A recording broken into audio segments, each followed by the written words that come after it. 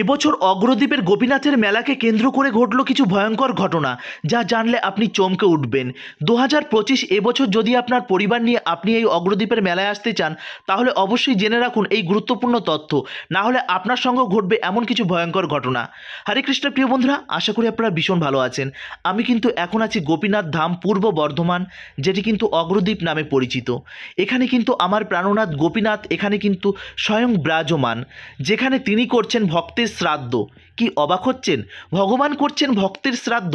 হ্যাঁ, এটাই সত্যি, ভগবান করছেন ভক্তের শ্রাদ্ধ।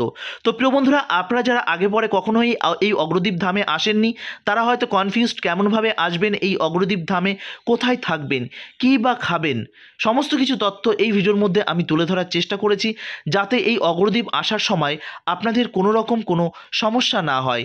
তো সর্বপ্রথম আমরা যাব গোপীনাথকে দর্শন করতে। গোপীনাথকে দর্শন করবার পর তারপর এই স্থানের লীলা এবং এখানে যে কি ঘটনা ঘটতে পারে আপনার সঙ্গে, সেগুলো সবিস্তারে আমি আলোচনা করব। প্রিয় বন্ধুরা, এই অগ্রদ্বীপের মেলা কিন্তু প্রতি বছরই হয়। এই যে বিশেষ তিথিতে, এই বারণী তিথি উপলক্ষে কিন্তু এখানে এই মেলাটি হয়ে থাকে। আর প্রিয় বন্ধুরা, এটি কিন্তু প্রায় সেই 550 বছর আগেকার সেই মেলা। এটি কিন্তু একদিন বা দুদিনের মেলা না, এটি কিন্তু সেই 550 বছর আগেকার মেলা, মানে চৈতন্য মহাপ্রভুর আমলের সেই মেলা। তো চলুন, কথায় কথায় আমরা কিন্তু গোপীনাথ মন্দিরে চলে এসেছি। দেখতেই পাচ্ছেন, আপনাদের আমি ডিটেলস গোপীনাথ মন্দিরের হিস্ট্রিটা আমি বাইরে গিয়ে বলছি, কারণ এখানে প্রচণ্ড ভিড়, ক্যামেরা কোনো দর্শন দেখতেই পাচ্ছেন, ভিড় হয় প্রচণ্ড, দূর দূরান্ত থেকে হাজারে নয় লক্ষাধিক। আমি এখন রয়েছি গোপীনাথ মন্দিরে আসেন আর দেখতেই পাচ্ছেন এটি কিন্তু যেখান দিয়ে মন্দিরে প্রবেশ করে আমরা গোপীনাথকে দর্শন লাইন করব। পড়ে। তো ভেতরে আপনারা প্রচন্ড ভিড় থাকার জন্য ঠিকঠাক করে দর্শন করাতে আমি পারিনি। হচ্ছে আমার প্রাণনাথ তো গোপীনাথ। যতটা পেরেছি আপনাদের জন্য আমি চেষ্টা করেছি দর্শন করার জন্য গোপীনাথের সুন্দর আমি প্রতি বছরই ছবি তুলেছি, যেটা এই গোপীনাথই কিন্তু করেছিল গোবিন্দ ঘোষের শ্রাদ্ধ। কি ভাবছেন ভগবান ভক্তের শ্রাদ্ধ করছে? হ্যাঁ, এখানে তেমনটাই হয়েছিল, ভগবান করেছিল ভক্তের শ্রাদ্ধ। প্রিয় বন্ধুরা, এই গোপীনাথ এবং এই গোবিন্দ ঘোষের লীলা জানার আগে সর্বপ্রথম আমরা জেনে নেব এই স্থানে আপনারা আসবেন কেমনভাবে। এই গোপীনাথ ধামে আপনারা যারা আগে পরে এসেছেন তারা হয়তো জানেন, কিন্তু যারা প্রথমবারের জন্য আসছেন তারা কেমনভাবে আসবে তাদের জন্য আমি বলে রাখি এখানে তারা কেমনভাবে আসবেন। ধরুন আপনারা আসবেন বাই ট্রেন। বাই ট্রেনে আসতে গেলে হাওড়া থেকে কাটোয়াগামী যে কোনো ট্রেন বা নবদ্বীপ থেকে কাটোয়াগামী যে কোনো ট্রেনে কিন্তু আপনারা চেপে বসলে আপনারা কিন্তু এসে উপস্থিত হবেন এই অগ্রদ্বীপ স্টেশনে। আর এই অগ্রদ্বীপ স্টেশনে নামার পর আপনাকে কিন্তু টোটো করে বা পায়ে হেঁটেও আপনারা আসতে পারেন। তো টোটো করে নেবেন, টোটো করে ঘাটে চলে আসবেন, অগ্রদ্বীপ মেলায় আসবেন বললে যে কেউ দেখিয়ে দেবে। আর এই বিশেষ দিনগুলোকে তো কোনো প্রবলেমই হবে না, আপনি বুঝতে পারবেন কেমনভাবে আসবেন।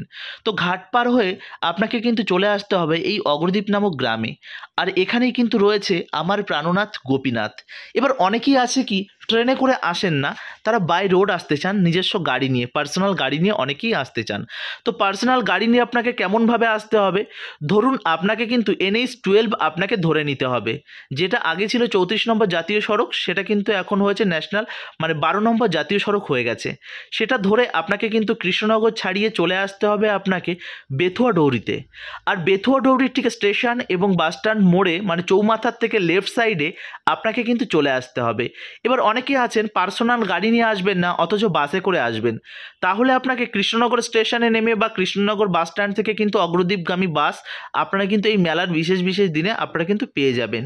তাছাড়া আপনারা যদি উঠে পড়েন বেথুয়া ডৌরি নামক যে কোনো বাসে, যদি আপনারা উঠে পড়েন বেথুয়া ডৌরির, তো সেই বাসে যদি উঠে পড়েন বেথুয়া ডৌরিতে নামবেন। আর বেথুয়া ডৌরিতে নেমে আপনারা কিন্তু লেফট সাইডে দাঁড়িয়ে থাকে অগ্রদ্বীপে মেলায় আসার জন্য অনেক ইঞ্জিন ভ্যান এবং অনেক গাড়ি কিন্তু আপনারা পেয়ে যাবেন, এমনকি অটোরিকশাও কিন্তু পেয়ে যাবেন।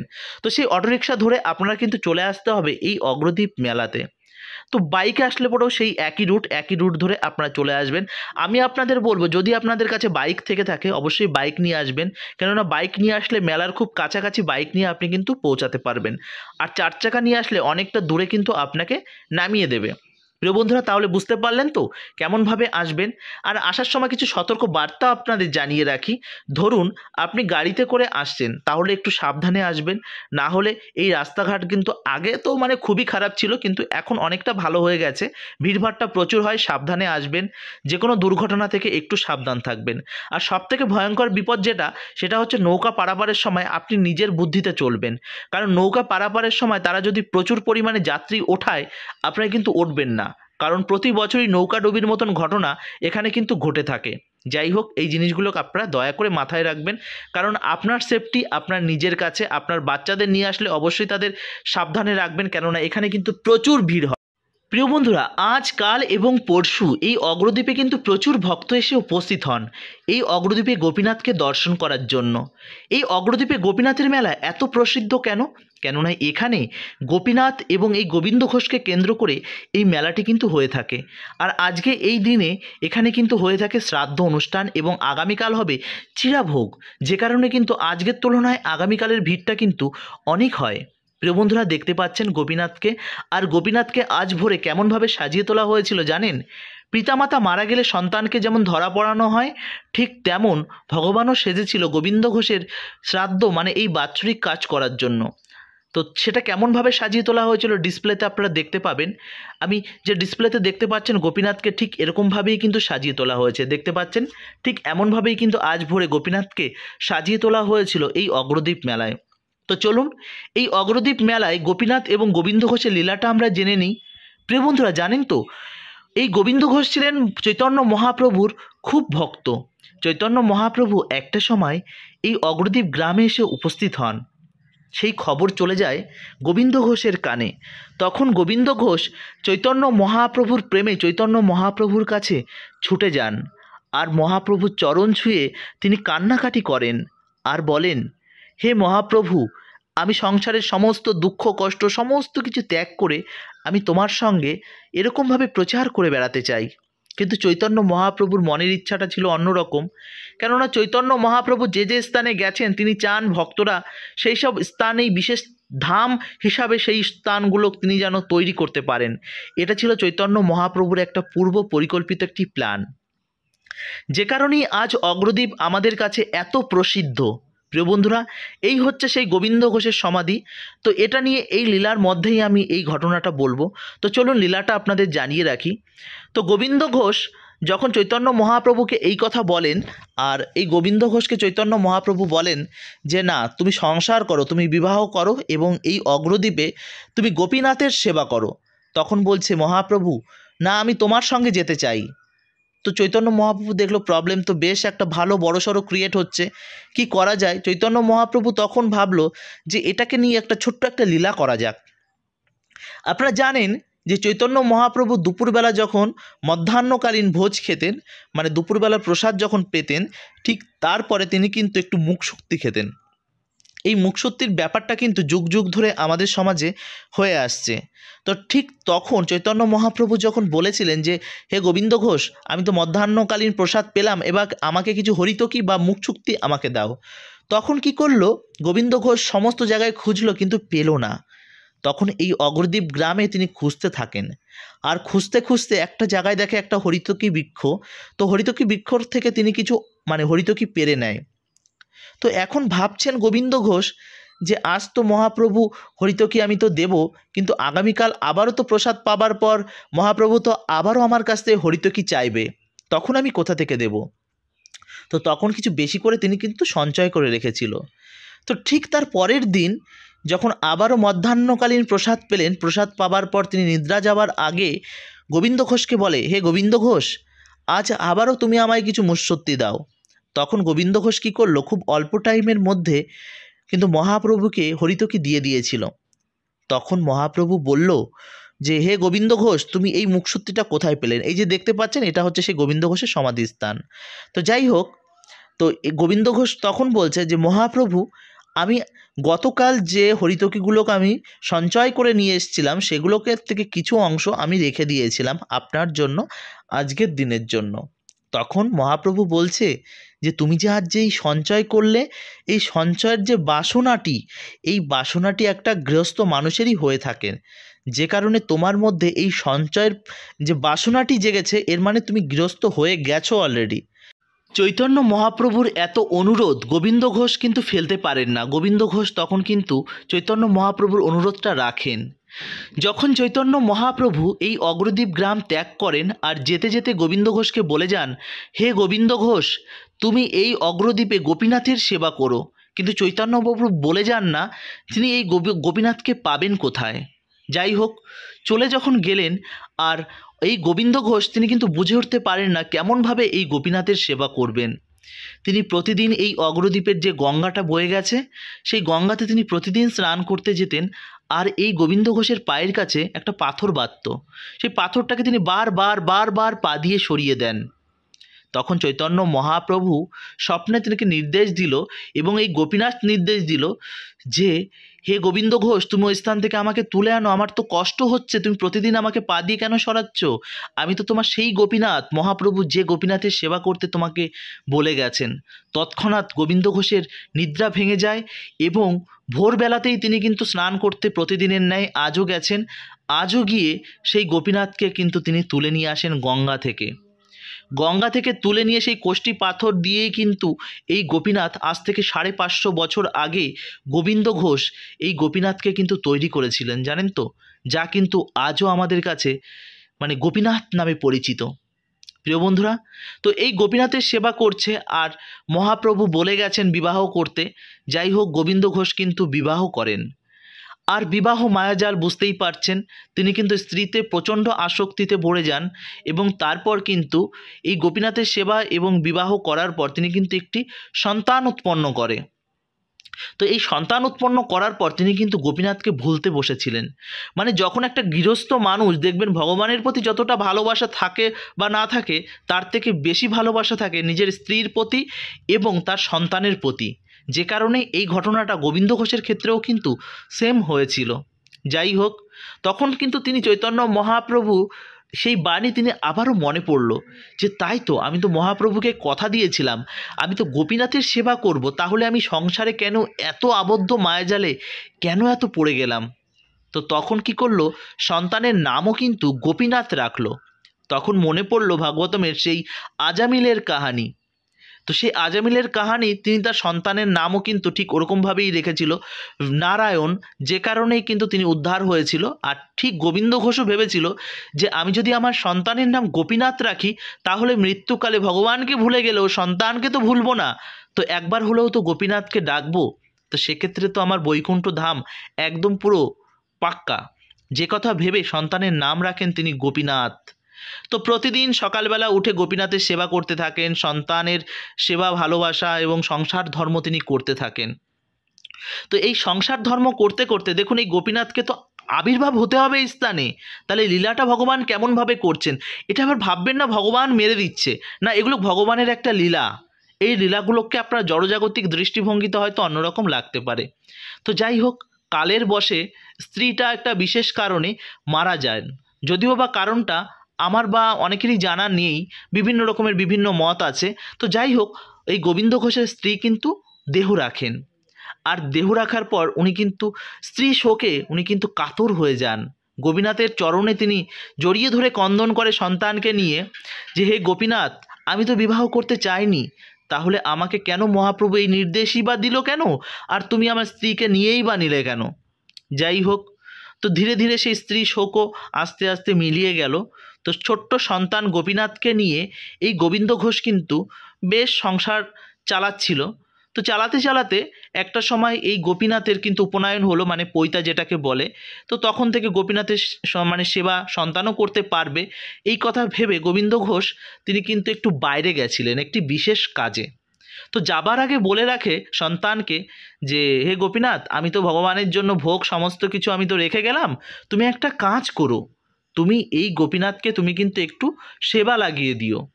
তখন ছোট্ট শিশু সে তো খুব আনন্দ পায় যে আজ আমি করব গোপীনাথের সেবা, আহ কি মজা। তো যাই হোক, পিতা তো চলে গেছে, পিতা যে যে টাইমে এই ভগবানকে ভোগ নিবেদন করতেন তেনা সেই টাইমগুলো কিন্তু ছোট্ট গোপীনাথের মনে রেখেছে। যাই হোক, ছোট্ট গোপীনাথ গঙ্গাতে স্নান করে তিনি কিন্তু ভগবানের ভোগ নিবেদন করবার জন্য গোপীনাথের চরণে কিন্তু দুপুরবেলা মধ্যাহ্নকালীন ভোগ নিবেদন তিনি করেন। এবার করবার পর গোপীনাথ তো সেটা গ্রহণ করছে না। ছোট্ট গোপীনাথ সে তো আর জানে না যে ভগবানের দৃষ্টি কেমন, ভগবানের প্রসাদ পাওয়া কেমন, সেটা জানা ছিল না। সে শুধু একটুকুই জানে যে তার পিতা প্রতিদিনই তাকে তার এই গোপীনাথকে সেবা দেয়, বাবার কাছ থেকে তো এই গোপীনাথ প্রসাদ পান, তাহলে আমার কি কোনো অপরাধ হলো যে আমার কাছ থেকে নিচ্ছে না? তো অনেক অনুরোধ বিনোদ করার পর গোপীনাথকে বলে যে তুমি যদি না পাও প্রসাদ তাহলে এই যে যে ডান্ডাটা দেখছো তাহলে তোমাকে কিন্তু আমি পেটাবো। দেখুন, এটা হচ্ছে ভক্ত আর ছোট্ট শিশুর মধ্যে একটা ভাব বিনিময়। এর মানে এটাও না যে আপনারা এটা করা আরম্ভ করবেন। যদিও বা বর্তমান সময়ে গোপালকে নিয়ে যে ন্যাকামো বা ছ্যাঁচড়ামোগুলো হয় সেটা গোপালের প্রতি ভালোবাসা নয়, গোপালের প্রতি অপমান। যাই হোক, এগুলো কথা হয়তো আপনাদের খারাপ লাগবে। তো আজ আমাদের গোপীনাথের লীলা আমি বলি। তো গোপীনাথকে কিন্তু ডান্ডা মারতে যায় এই ছোট্ট গোপীনাথটি। ভাবুন তো কি মজার বিষয়, তাই না? তো ভগবান দেখলে তো ভারী মুশকিলে পড়লাম, আমার এই ছোট্ট ভক্তটা আমাকে তো এখন পেটাবে। তখন কি করলো গোপীনাথ, সেই ছোট্ট কোষ্ঠী পাথর থেকে বাইরে বেরিয়ে ওই ছোট্ট গোপীনাথের সামনে প্রসাদ পেল। সমস্ত প্রসাদটা কিন্তু গোপীনাথ গ্রহণ করলো। তো পিতামহ যখন সমস্ত কাজ শেষ করে এই অগ্রদ্বীপে বাড়িতে ফিরে আসে, তখন এসে বলে, গোপীনাথ যাও তুমি প্রসাদ নিয়ে আসো, আমি প্রসাদ পাবো। তখন কি হলো জানেন? এটা জানলে আপনি অবাক হবেন। তখন ছোট্ট গোপীনাথ বলে যে পিতা, সমস্ত প্রসাদ তো গোপীনাথ খেয়ে নিয়েছে, তাহলে আমি তোমায় কেমনভাবে দেব? তখন বাবা বলল, কি তুমি কি আমার সঙ্গে মজা করছো? এমন মজা করতে নেই, যাও যাও প্রসাদটা নিয়ে আসো, বাবার প্রচণ্ড খিদে পেয়েছে। যাই হোক, তখন গোপীনাথ ঠিক এই একই কথা বলে, বাবা আমি সত্যি কথা বলছি, আজ গোপীনাথ সত্যি তোমার মতন আমার কাছ থেকেও প্রসাদ পেয়েছে।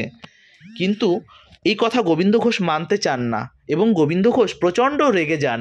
তখন ভাবে যে সন্তানটা হয়তো প্রচণ্ড পাজি হয়ে গেছে, আমি হয়তো ওকে সুশিক্ষাটা দিতে পারিনি, যে কারণে ভগবানকে ভোগ না লাগিয়ে সে হয়তো সমস্ত খাবারটি সে নিজেই খেয়ে নিয়েছে। যাই হোক, এই ঘটনার পর এই যে যে যখন প্রসাদটা পেয়েছিল তখন কিন্তু এই যে যে গোপীনাথ তখন কিন্তু এই যে যে ছোট্ট শিশুকে বলল যে তুমি কিন্তু তোমার বাবাকে, বারবার বলছি তোমার বাবাকে কিন্তু এই কথা বলবে না, আমি স্বয়ং এসে খেয়েছি। তখন বাবার এই রাগে, বা বাবা তো মারতে যাচ্ছে গোপীনাথকে, তখন দেখছে তো না বলে মুশকিল, তখন উনি বাবাকে বলে দেয়। আর বাবাকে বলে দেওয়ার সঙ্গে সঙ্গে এই ছোট্ট গোপীনাথ তখন কিন্তু মারা যান, জানেন তো? তো আপনারা এবার ভাববেন যে এ কেমন লীলা, ভগবানের সেবা করলো, ভগবানের দর্শন পেল, আবার মারাও গেল। হ্যাঁ, এটাই বাস্তব। কেননা তখন পর্যন্তই গোপীনাথের লীলাটা শেষ, ছোট্ট গোপীনাথের, কেননা তার জন্য বৈকুণ্ঠ ধামের যাত্রা পুরো শুরু। কেননা ভগবানের প্রতি গোবিন্দ ঘোষের যতটা ভালোবাসা ছিল এই অল্প টাইমের মধ্যে, ছোট্ট গোপীনাথের ভালোবাসা এবং শ্রদ্ধা ছিল তার থেকে অনেক উচ্চ মার্গের, যেমন ধ্রুব মহারাজের ছিল। যাই হোক, তো তখন কিন্তু দেহ রাখে। আর আপনারা জানেন যে পৃথিবীতে সবথেকে বড় শোক হচ্ছে পুত্র শোক, এই কথাটা কম বেশি আপনারা প্রত্যেকেই জানেন। আর এই পুত্র শোকে গোবিন্দ ঘোষ কিন্তু কাতর হয়ে গেলেন। তখন গোপীনাথকে বললেন, মানে কান্না করতে করতে তিনি পুরো ক্লান্ত হয়ে ভেঙে পড়েছেন। তখন গোপীনাথের চরণ ছুঁয়ে বলছে, হে গোপীনাথ, কেনই বা আমার বিয়ে দিলে, কেনই বা আমার স্ত্রীকে নিয়ে নিলে, কেনই বা আমার এই ছোট্ট পুত্র সন্তানকেও আপনি কেড়ে নিলেন? যেটা ভগবানের প্রতি আমাদের ক্ষোভ বিক্ষোভ থাকে। তখন বলে, আজ থেকে আর দেব না আমি তোমার পুজো, আর করব না আমি তোমার সেবা। যে মানে এই লীলাটা দেখুন, আমাদের জড়জাগতিক চিন্তাভাবনাটাকে কত উচ্চ লেভেলে নিয়ে যাচ্ছে। মানে আমাদের কিছু হলেই তখন আমরা ভগবানকে দোষী করতে থাকি, কিন্তু আমরা বুঝি না যে প্রত্যেকটা কিছুর পিছনেই ভগবানের অনেক লীলা থাকেন। জানেন তো, এই জিনিসগুলোকে আমরা বুঝি না বলেই ভগবানকে আমরা বিভিন্ন সময় বিভিন্ন রকমভাবে দোষ দিতে থাকি। ঠিক তেমনই গোবিন্দ ঘোষও কিন্তু গোপীনাথকে, ভগবানকে ঠিক এইভাবেই দোষ দিতে থাকেন। তখন কি হলো, ভগবানের তো সেবা অর্চনা তো সেরেই দিয়েছে। তখন গোবিন্দ ঘোষ মানে এরকম পুত্র শোকে তিনি অত্যন্ত মানে রোগাক্রান্ত হয়ে যায় এবং তিনি ভোজন মানে জল পর্যন্ত গ্রহণ করতে তিনি কিন্তু অস্বীকার করেন। তো এমন সময় গোপীনাথ স্বপ্নে দেখা দেয়, হে গোবিন্দ ঘোষ, তুমি তো আমার সেবা করো, আমার তো প্রচণ্ড কষ্ট হচ্ছে, আমি যে তোমার ছোট্ট সন্তান, তুমি তো আমার সেবা করো, তুমি চিন্তা করো না, তুমি মারা গেলে তোমার শ্রাদ্ধ আমি করব। তো এই কথা কেউ বিশ্বাস করে বলুন তো? আজকাল সন্তানরা পিতামাতার শ্রাদ্ধ করে না, আর এখানে এসে ভগবান করবে নাকি এই গোবিন্দ ঘোষের শ্রাদ্ধ? যাই হোক, সেই কথাটা কিন্তু গোবিন্দ ঘোষ স্বপ্নের মধ্যেই তিনি কিন্তু অস্বীকার করেন, আর গোবিন্দ ঘোষ কিন্তু আরও দুর্বল হয়ে যায়। তারপর গোবিন্দ ঘোষ অনেক চিন্তাভাবনা করে দেখলো, না, গোপীনাথের সেবা করা দরকার। তখন তাঁর আর শরীরের পক্ষে সম্ভব নয় গোপীনাথের সেবা করা। তিনি তখন একটি সেবা কাজের জন্য একজন পূজারীকে তিনি রাখেন। তিনি এই গোবিন্দ ঘোষের সেবিত এই গোপীনাথকে সেবা করতে থাকেন। তো দীর্ঘদিন ধরে চলতে চলতে একটা দিন আসেন, গোপীনাথ মারা যান। আর গোপীনাথ মারা যাবার পর যে ঘরে ছিল সেই ঘরের দরজা ভেতর থেকে আটকানো ছিল, বাইরে থেকে পূজারী আসেন, পূজারী এসে ধাক্কাধাক্কি করেন, কিন্তু দরজা যখন না খোলা হয় তখন কিন্তু দরজা ভেঙে যখন ভেতরে প্রবেশ করে দেখে গোবিন্দ ঘোষ মারা গেছেন। আর ঠিক ঠাকুর ঘরেতে যে স্থানে রয়েছে গোপীনাথ, সেই মন্দিরের মধ্যে গোপীনাথ ধরা পড়ে বসে আছে। মানে পিতামাতা মারা গেলে যে সাদা যে ধরা মানে ধুতি পরে এবং যে কাছা নেয় যে জিনিসটাকে বলে, সেই জিনিসটা করে কিন্তু গোপীনাথ দাঁড়িয়ে আছে। এটা দেখে এই অগ্রদ্বীপবাসী পুরো অবাক হয়ে যায় যে এ কেমন লীলা ভগবানের। হ্যাঁ, এটাই হচ্ছে সেই লীলা, যে লীলার মানে শ্রাদ্ধ এই অগ্রদ্বীপবাসী গোপীনাথকে দিয়ে করিয়েছিলেন আজ থেকে 550 বছর আগে। আজও কিন্তু হচ্ছে সেই শ্রাদ্ধ অনুষ্ঠান। আর এই শ্রাদ্ধ অনুষ্ঠানকে এমনই একটি তিথিতে ঘটেছিল এই গোপীনাথের লীলা, এটি কিন্তু বারুণী তিথিকে কেন্দ্র করে ঘটেছিল। প্রিয় বন্ধুরা, আপনারা জানেন যারা শুদ্ধ পুরুষ এবং মহাপুরুষ আছেন, ভগবানের শুদ্ধ ভক্ত, তাদের দেহ রাখা এবং তাদের আবির্ভাব হওয়া মানে জন্মগ্রহণ প্রত্যেকটাই ভগবানের ইচ্ছাতে কিন্তু হয়ে থাকেন। আর ঠিক তেমন গোবিন্দ ঘোষেরও সেইটাই হয়েছিল। তিনি কিন্তু এই বারুণী তিথিতে কিন্তু তার শ্রাদ্ধ অনুষ্ঠানটি সম্পূর্ণ হয়েছিল, যে কারণে আজও কিন্তু এই অগ্রদ্বীপে বারুণী তিথি পালন করা হয়। যে কারণে এখানে বারুণী স্নান করার জন্য কিন্তু দূর দূরান্ত থেকে হাজারে নয় লক্ষাধিক শ্রদ্ধালু এবং পুণ্যবান যারা আছেন পুণ্য অর্জনের জন্য, তারা কিন্তু এই অগ্রদ্বীপ গ্রামে ছুটে আসেন। সেই জিনিসটা কম বেশি আপনারা জানেন। তো 2025 এবছরও আপনারা কিন্তু সেই দুর্লভ দর্শন এই অগ্রদ্বীপ মেলার করছেন। তো আপনারা যারা এখনও আমাদের এই মায়াপুর ব্লগের ভিডিওটি দর্শন করছেন, তার মানে বুঝে নিতে হবে মায়াপুর ব্লগকে আপনারা ভীষণ ভালোবাসেন। কিন্তু এখনও যারা সাবস্ক্রাইব করেনি, অতি হতো সাবস্ক্রাইব এবং বেল আইকনটি অল করে রাখবেন। যদি ফেসবুক পেজ থেকে দেখেন, পেজটিকে ফলো করে রাখতে ভুলবেন না। প্রিয় বন্ধুরা, আমরা কিন্তু কথায় কথায় এখন কিন্তু ঠিক যে স্থানে গঙ্গা রয়েছে সেই স্থানের দিকে যাচ্ছি। আর এই গঙ্গার পাড়ে যেতে যেতে আপনারা কিন্তু এমন অনেক ছোট্ট বড় অনেক দোকান, মিষ্টির দোকান থেকে শুরু করে খেলনার দোকান, এমন কিন্তু অনেক কিছু আপনারা দেখতে পাবেন। তো এবার বলে রাখি, যারা ওই গঙ্গা পার হয়ে এদিকে আসবেন নৌকায় করে, মানে ওই কাটোয়া লোকালে যারা আসছেন, তারা কিন্তু এই গঙ্গা পার হয়েই আপনাকে অগ্রদ্বীপে আসতে হবে। সেই গঙ্গাতেই আমরা যাচ্ছি। সেখানে গিয়ে গঙ্গা স্নানটাকে সেরে নেব, যে গঙ্গা স্নান করতে কিন্তু দূর দূরান্ত থেকে মানুষরা ছুটে আসেন। তো এবার বলে রাখি, এখানে গঙ্গা স্নান করতে আসছেন, গোপীনাথকে দর্শন করতে আসছেন, কিন্তু যে ভুলভ্রান্তিগুলোকে আপনারা করে ফেলেন, কি ভুলগুলো করে ফেলেন, এখানে কিন্তু ম্যানেজমেন্ট প্রচুর পায়খানা বাথরুমের ব্যবস্থা করে থাকেন, যেখানে আপনারা সেগুলো ব্যবহার না করে গঙ্গার তীর ধরে আপনারা কিন্তু অপরিষ্কার করেন। তবে যুগ এবং কালের বশের সঙ্গে সঙ্গে এটা এখন অনেকটাই কমেছে। যাই হোক, কমলেও একটা কথা বলবো যে আপনারা যতটা পারবেন পরিষ্কার পরিচ্ছন্ন থাকলে কি হবে বলুন তো, আমাদের সনাতন ধর্মের প্রতি কেউ কালিমালিত্য করতে পারবেন না। তো এই যে একটি মেলা দেখতে পাচ্ছেন, এই মেলাটি কিন্তু অনেক বড়। আর এখানে খাওয়া দাওয়া নিয়ে কোনো চিন্তা নেই। আপনারা মানে এখানে তো সবই নিরামিষ হয়ে থাকে। তো যারা নিরামিষাশী তাদের জন্য অনেক গৌড়ীয় সংস্থা রয়েছে, তারা কিন্তু নিরামিষ সবজি, ডাল, ভাত এরকমভাবে থাকে এবং খিচুড়ি মানে প্রচুর অ্যাভেলেবেল থাকে। আমাদের ইস্কনেরও একটি টেন্ট থাকে। তো কোনো রকম কোনো অসুবিধা নেই। আপনারা আসলে এই স্থানে খাবার দাবার নিয়ে কোনো চিন্তা নেই। এবার রাত্রি থাকার জন্য কী কী সমস্যা হতে পারে দেখুন, আপনার জন্য তো এখানে রুম বা বিশাল কোনো কটেজের ব্যবস্থা নেই। আপনার টাকা হলেও এটি পাবেন না, কেননা এটি হচ্ছে একটি গ্রাম্য এলাকা, যে কারণে এটি কিন্তু আপনারা পাবেন না। তো সেক্ষেত্রে আপনাকে বাড়ি থেকে অবশ্যই আনতে হবে একটি মশারি এবং দুটো বেড কভার। তো একটি মশারি এবং দুটো বেড কভার এবং বড় বড় 4টে দড়িটা আনতে কেন বলছি, ছোট ছোট মানে দড়ি আনলে পরে ওই মশারিটা টাঙাতে আপনার সুবিধা হবে। যে কারণে অবশ্যই আপনারা মাথায় রাখবেন, একটা মশারি এবং দুটো বেড কভার হলে আর চিন্তা নেই। আপনারা যে কোনো জায়গায়, যে কোনো ক্যাম্প টেন্ট প্রচুর আছে, সেই সমস্ত জায়গায় গিয়ে আপনারা মশারি খাটিয়ে কিন্তু আপনারা রাত্রিটা কাটিয়ে দিতে পারবেন। দেখতে পাচ্ছেন আমরা কিন্তু এখন এসে উপস্থিত হয়েছি সেই গেটটি। এই গেটটি দিয়েই আমরা কিন্তু এখন গোপীনাথের যে অগ্রদ্বীপের যে গঙ্গার পাড়টি রয়েছে সেখানে দেখতে পাচ্ছেন অনেক মায়েরা, তারা কিন্তু এই গঙ্গা স্নান করে এখানে আসছেন। এই যে অপরূপ দৃশ্য, আপনারা এই অগ্রদ্বীপ ধামে না আসলে এটি বুঝতে পারবেন না। ভিড়ভাট্টা যদিও হয়, প্রতি বছর ভাবি এই ভিড়ের মধ্যে আর আসবো না, কিন্তু পরবর্তী বছর যখন আবারও এই তিথি আসে তখন নিজেকে যেন আর আটকে রাখতে পারি না, তখন যেন ছুট্টে মন চায় যাই অগ্রদ্বীপ ধামে যাই।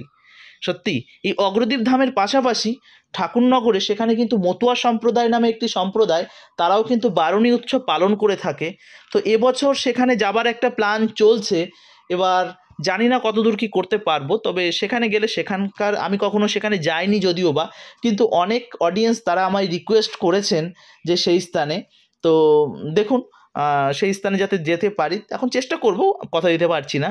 তো অগ্রদ্বীপে আছি এখন, অগ্রদ্বীপ দর্শন করাবো, গোপীনাথকে আগামীকালও দর্শন করাবো, এবং এই স্থান সংক্রান্ত যে তথ্যগুলো আপনাদের দিয়েছিলাম এইগুলোকে আপনারা দয়া করে মেনে চলবেন, না হলে সমস্যায় হবে। আর এখানে কিন্তু প্রচুর পরিমাণে কিন্তু পকেটমার ঘোরাঘুরি করে, এই জিনিসগুলো কিন্তু মাথায় রাখবেন। মূল্যবান মোবাইল ফোন, মানি পার্স এইগুলো কিন্তু অবশ্যই মাথায় রাখবেন, এই জিনিসগুলো কিন্তু একটু সাবধানে রাখবেন। দেখুন প্রত্যেকটা জিনিস সাবধানে না রাখলে তো মুশকিল। আর দেখতে পাচ্ছেন তো ম্যাক্সিমাম মানুষের নাকে কাপড় দিচ্ছেন কেন? কেননা আশেপাশে প্রচুর পরিমাণে মানুষ এই প্রকৃতির ডাকে সাড়া দিয়ে তারা কিন্তু পায়খানা বাথরুম করে ফেলেছে। এখানে দেখতে পাচ্ছেন কত পায়খানা বাথরুম, পুরুষ এবং নারীদের জন্য স্পেশাল, এবং তার বাইরে ওই সামনে গিয়ে এখানে কিন্তু কোনো টাকা পয়সা লাগে না, লাইন দিয়ে কিন্তু এখানে পায়খানা বাথরুমের ব্যবস্থা করা আছে গঙ্গার পাড় দিয়ে। তার সত্ত্বেও মানুষ কিন্তু এখানে এরকমভাবে অপকর্মগুলো ঘটিয়ে আসে। এই বিষয়গুলো তো ঠিক না, তাই না বলুন? তো প্রিয় বন্ধুরা, দেখতে পেলেন এই অগ্রদ্বীপের মেলাটি কেমন লাগলো, আর অবশ্যই কমেন্ট করে জানাবেন। ভিডিও ভালো লাগলে প্রিয়জনের কাছে শেয়ার করবেন। আর এখানে দেখবেন অনেক মায়েরা তারা কিন্তু এরকমভাবে আঁচল পেতে ভিক্ষা করেন, তাদেরকে যেটাই দেবেন সেটা যাতে তারা গ্রহণ করতে পারে এমনভাবে তাদের দেবেন। তো এমনভাবে দেখেছি ধুলোবালির মধ্যে আপনারা এক এক মুঠ করে চাল তাদেরকে ছুঁড়ে দিয়ে আসেন, এগুলো করবেন না। দেখুন সেগুলো তারা হয়তো গ্রহণও করতে পারে না, তাদের কি করবেন 2 টাকা 5 টাকা তাদের দিয়ে আসবেন, তারা সেইগুলো দিয়ে হয়তো তাদের জীবিকা অর্জন করতে পারে। আর এইভাবে গোপালকে তারপর মহাপ্রভুকে যেখানে সেখানে দাঁড় করিয়ে দয়া করে ভিক্ষা করাবেন না, কেননা তিনি হচ্ছে লক্ষ্মীপ্রতি, তার টাকা পয়সার অভাব নেই, দয়া করে তাদেরকে এরকমভাবে রাস্তার মাঝখানে বসিয়ে দেবেন না। আর এটি হচ্ছে সে অগ্রদ্বীপের ঘাট, যদিও বা ঘাটটি ওই সাইডের ঘাটগুলো অনেক ভালো, আর এখন তো অনেক ভালো করেছেও। তো এই ঘাটগুলোকে আপনারা স্নান করতে পারেন, আর সাবধানতা অবলম্বন করবেন। যে ঘাটগুলোকে স্নানের জন্য বানানো হয়েছে সেই ঘাটগুলোকে আপনারা ব্যবহার করবেন, বেশি দূরে যাবেন না, কারণ বুঝতেই পারছেন কেননা এটি তো গঙ্গা। উপরটা আপনারা যতই নরম সরম দেখতে পাবেন, কিন্তু গঙ্গা কিন্তু এখানে ভালো খরস্রোতা, যে কারণে আপনারা কিন্তু একটু সাবধানে থাকবেন। বাচ্চাদের নিয়ে একদম কুল থেকে আপনারা স্নান করে উঠে পড়বেন, দয়া করে বেশি লাফঝাপ করতে যাবেন না। এই দেখতে পাচ্ছেন রাইট সাইডে প্রচুর পায়খানা বাথরুমের ব্যবস্থা করেছে, সেগুলোকে আপনারা ব্যবহার করতে পারেন, জলেরও পর্যাপ্ত পরিমাণে ব্যবস্থা থাকে। তো প্রিয় বন্ধুরা, ভালো থাকুন, সুস্থ থাকুন, আর এইভাবে মায়াপুর ব্লগের সঙ্গে জুড়ে থাকুন। মায়াপুর ব্লগ শুধুমাত্র মায়াপুর নয়, ভারতবর্ষের বিভিন্ন প্রান্তে সুন্দর সুন্দর আপডেট আপনাদের সামনে দিয়ে থাকে। বৃন্দাবন থেকে এসে আমরা সরাসরি চলে এসেছি কিন্তু এই অগ্রদ্বীপে, এখন থেকে এই অগ্রদ্বীপের ভিডিও আজ এবং কাল দেব। তারপর আবারও আমরা কিন্তু বৃন্দাবনের যে এপিসোডগুলো বাকি আছে সেগুলোকে আপনাদের দর্শন করাবো। হরে কৃষ্ণা, জয় গোপীনাথ, জয় শ্রীলা প্রভুপাদ, অগ্রদ্বীপ ধাম কি জয়।